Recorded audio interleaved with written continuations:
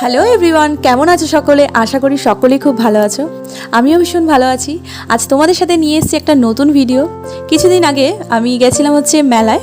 আর এই মেলায় গেলেই আমাদের যেটা প্রয়োজন না সেই সমস্ত জিনিসপত্র কিন্তু আমরা কিনে নিয়ে চলে আসি, তাই তো? আমরা অনেকেই এইগুলো করি, বিশেষ করে মেয়েরা। আর মেয়েদের নজর তো সবসময় সাজা জিনিসের দিকেই থাকে। তাই দেখো, শ্রুতি সাজাগোজা জিনিস দেখে দাঁড়িয়ে গেছে গিয়ে কোনটা নেবে। তো ও আমাকে একটা কথা বলছিল, সেটা শোনো তোমরা। 50 টাকা দাও। হ্যাঁ, 50 টাকা স্যার যেটা আমি দিলাম তোমায় তখন। তুমি 50 টাকাটা দিয়েছো, ওটা দেবো?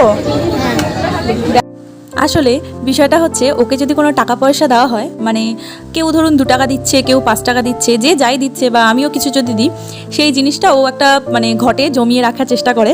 আর যখনই জমিয়ে রাখে, সেখান থেকে ওর যদি কোথাও যাওয়ার হয় বা কিছু খেতে ইচ্ছা হয়, সেখান থেকে অল্প কিছু টাকাও বের করে নিয়ে সেখানে খরচা করে।